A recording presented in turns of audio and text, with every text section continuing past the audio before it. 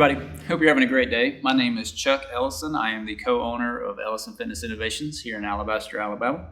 Today we're going to be talking about benches from Dick's Sporting Goods, specifically their fitness gear brand. Now they have a couple of different brands, but we're going to be discussing fitness gear because that's what I have.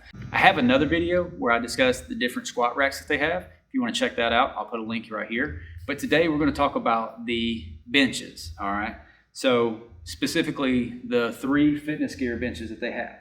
Now you might wonder why we have fitness gear brand, but we're associated with Titan Fitness. Well, that's because when we first started buying most of our equipment, it was the middle of a pandemic. And we also were not affiliates yet with Titan. When we were trying to find the equipment we needed to fill our facility, a lot of things were on back order. It took a while to ship. You know, metal was hard to come by, so we were constantly just dipping into our local sporting goods store. Every time something showed up there that fit our need, we just snatch it up. Whether it was quality, price, whatever it was, we just get it and dealt with the consequences. That's what this video is here today, because I want you to avoid the consequences. I want you to get what you want based off of your needs. All right, so let's start with my personal favorite of the three. This is the Proub 600. It is rated for 600 pounds and it costs roughly around $200. I think it's like $199.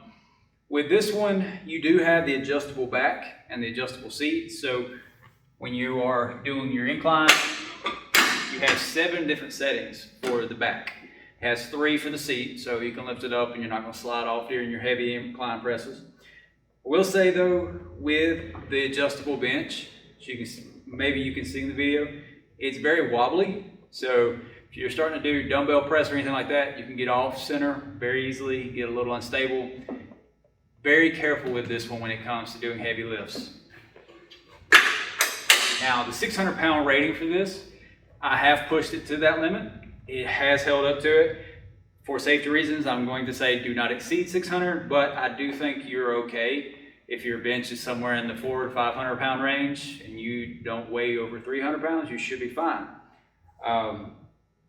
The frame itself is one solid piece here all the way through to here. The only piece that you're going to attach during the building of this is the base right here, the cross footing, where the wheels are at. All right, as far as putting this together, it was very simple. You came with the frame, the back, the seat, the little bolts that hold them two together, and then that cross footing. So it doesn't take very long to put this together. It's very simple, very easy. I've had this one for right at a year almost, and this one right here is held up probably the best. It's probably the most used, especially since we moved into our bigger facility. It gets used on a daily basis, constantly. So not a lot to discuss when you're talking about benches. The padding on it is very firm still. I highly recommend this one if you just don't really have any other options. Now, alternatives to this one. I know for a fact Titan Fitness and Fray Fitness have very high quality versions of this for under $200. A friend of mine purchased an adjustable bench recently for, I believe it was $160, $180, somewhere in that range. Now, obviously you may have to deal with shipping, handling, and weight on it. So if you need something immediate and just don't feel like waiting, this may be the option for you. All right. So we're going to go from talking about my favorite bench my favorite of the three fitness gear benches to my least favorite. This is the Fitness Gear UB250. Now it's rated for 400 pounds. Disclaimer, again, do not exceed the safety rating for your safety, but I have personally benched in the upper 300s, weighing right at 200 pounds, 190. So I know it can hold over 400, but I will say during some of the heavier lifts, I have noticed a little bit of sagging in the middle. And this frame again is a solid frame here, and it's just a one U shape right there, and I've seen it kind of bend a little bit. So be very careful with this one. I do not recommend this one at all for anyone who is benching over 300 pounds. If you're benching over 300 pounds, you need to start off with a higher quality bench than this. This does do something that I forgot to mention. The other one does. They do go into a decline setting. So you have decline for this one and the previous one.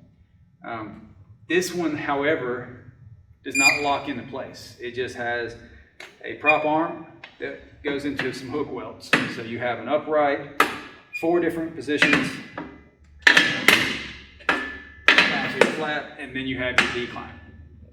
Now I don't have it on here, but it did come with a mount here for your leg hooks. That way when you're doing your decline, you're not sliding off the bench. I don't ever use this one for declines, so I don't have it on there. Now, seat on this one is attached. There is no adjustability to this one.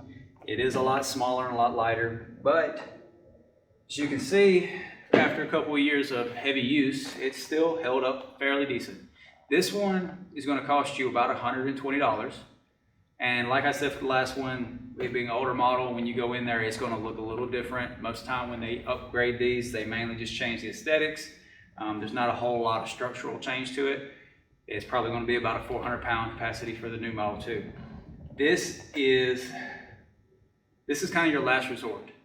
It's a little bit cheaper than what you would find at like a Titan or a Frey Fitness online, but the quality for this one doesn't justify the cheaper price.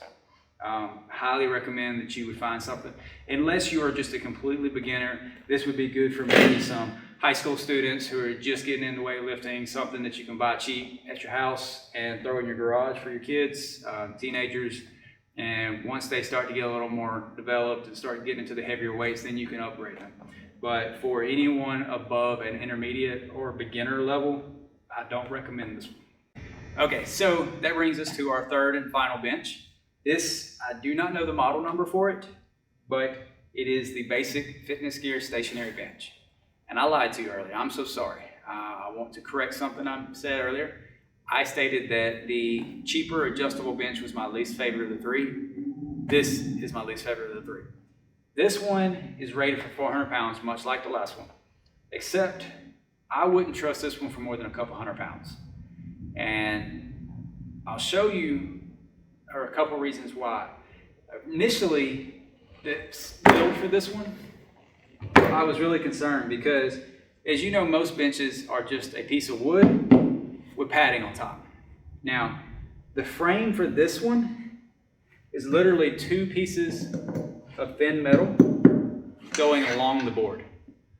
All right, and then you have the uprights bolted to those, and then the cross footing bolted to the uprights. That leads to a lot of wiggle and loosening of the bolts. Now, I've tightened these down recently, and it's not moving very much. So it's good for extremely lightweight people using this to kind of do dips on it or something like that. But when it comes to heavy benches, I do not recommend this one at all. Over time, it's going to start loosening. It's going to start getting a shift side to side. And then you start putting a decent amount of weight in the middle of this, and you're going to probably start cracking the wood. This, much like the last one I said, so like the last one I said for intermediate or beginners, this one's strictly for beginners if this is your only option. Now, stationary benches aren't cheap, especially if you start to get into like the competition style. We recently bought one from Titan, and I may do a video on it later, where it's rated for 1,000 pounds, whereas this one's 400, and I don't trust it for more than 200 to 300. And so make sure when you're looking at fitness gear, even for maybe not just you or just for your kids getting into fitness, try to avoid something like this. Make sure that it's going to have a solid metal frame more than just a couple of crossbars. All right. So there's not a whole lot I could talk about when it comes to benches. There's a few different things that you need to keep in mind when you're trying to figure out what fits you best. First off is the capacity. How much weight are you going to be using on this bench? If it's close to or at the capacity, go ahead and look for something a little heavier. You never want to be pushing that bench to its max, especially for consistently over time. As far as pricing goes, if you are hesitant to buy something because of the price, make sure that you're willing to buy it again, because a lot of times cheap options is going to end up wearing down over time. It's going to break, and you're going to have to replace it. So don't skimp on a quality bench, just for safety reasons and for durability over time. All right, now as far as availability goes, obviously that's up to you. How long are you willing to wait for something versus how urgent do you need it right then? Now, at the time when we bought these, we needed them immediately. There was no waiting. There was no wait a week, no wait a month, whatever it may be. But now that we're in a better position, we are starting to get better quality benches.